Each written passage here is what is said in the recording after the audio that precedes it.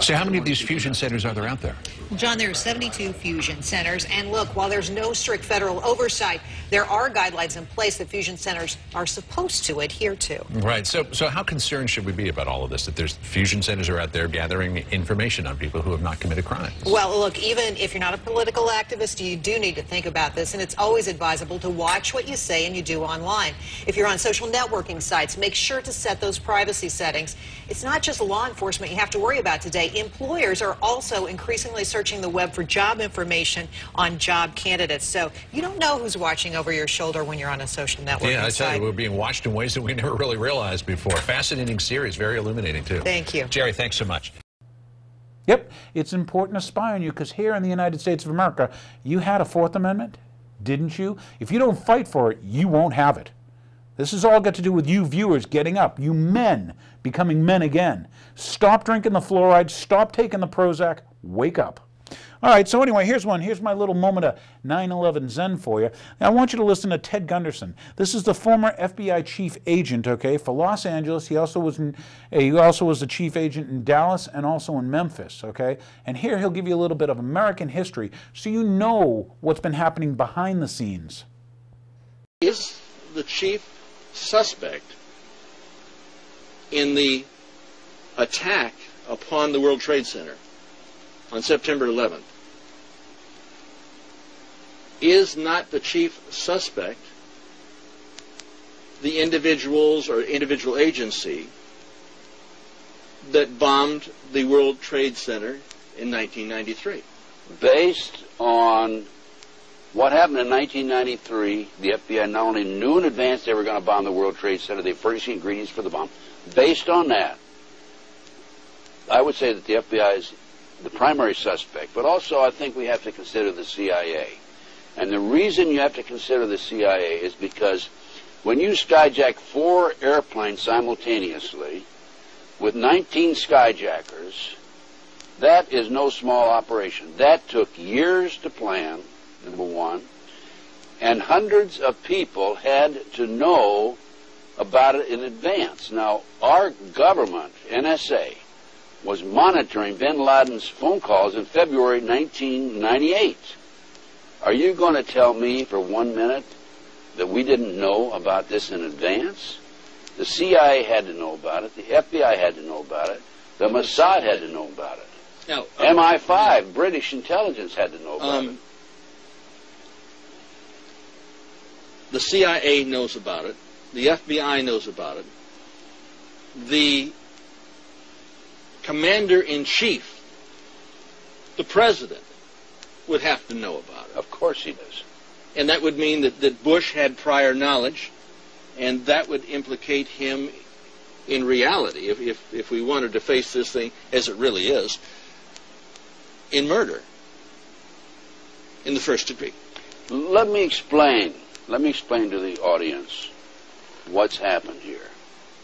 Okay, back in the 80s, 1980s, the Department of Justice proposed legislation to fight terrorism. And this legislation took away many of our constitutional rights and civil liberties. One of the authors, a female attorney with the Department of Justice, publicly made this statement. I've got her name on my file someplace, that before this passes, people will have to be killed. Well, so that was the reason, I feel, for the 1993 World Trade Center bombing. Unfortunately for them, fortunately for us, the good guys, there were only 6 people killed, not enough to pass the legislation.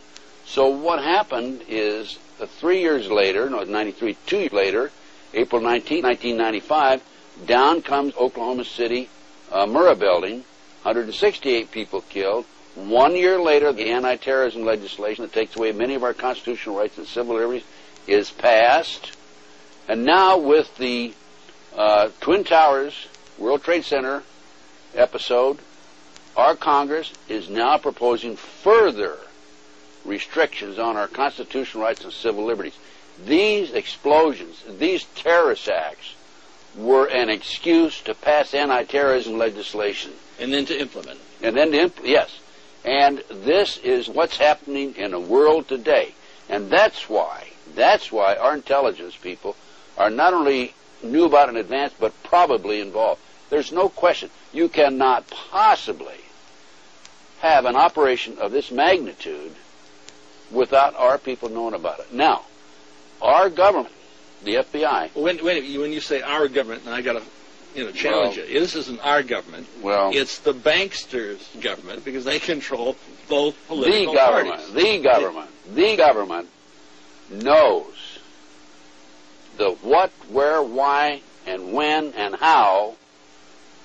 And I had a FBI supervisor brag about this to somebody else, and it got back to me, of every patriot and every militia in the United States. Now, if they know that, are you going to tell me that they're not going to know about the terrorists coming and going? By the way, this operation, based on information that's come out since the attack, the terrorist attack, was planned in England, London, England. The training took place in Afghanistan and in the United States. And these terrorists came in and took pilot training here. And as I said earlier, bin Laden's phone conversations were monitored, according to the press, in February 1998. Are you going to say they didn't monitor them after that? No. Well, wait a minute, no. The NSA employs probably 150,000 people. I don't know what their payroll is. I mean, it's the number of personnel. But they have taps on virtually everybody in America. This was part of the anti-terrorism legislation that was passed after Oklahoma City. So you got to see Ted Gunderson. Okay? You got to see a little bit about the fusion centers. You got to find out what's been happening in Hardin, Montana. Okay? Let alone around the country, the roadblocks, the checkpoints that they've been putting in, okay? And the fact that they want to use the military to force inoculate the people. And they've been training for it. Okay? It's time for you to do some homework. So here's this show's homework for you. I want you to find out, type in FEMA camps the next time you do a Google search. Type in the word false flag. What is a false flag operation? Maybe you'll learn a little bit more about the CIA and how they do things. Okay? And I want you to consider, here's a question. Was 9/11 a false flag event to bring a police state to this country and to justify wars? Would it be the first time that you've been lied to? So thanks for watching The Real Story. Go out there, do that homework. Find out what about these FEMA camps that we spent how many millions? Okay? Detainment centers, $365 million with Kellogg, Brown & Root, a subsidiary of Halliburton. Thank you, Dickhead Cheney. Oh, excuse me, Dick Cheney? Yeah, I'm sorry. I had to throw that one in, okay? We'll get into Rumsfeld on the next show. Thank you for watching. Oh, and by the way, remember you got change with Obama. He increased the amount of troops over in Afghanistan. Okay? That was change.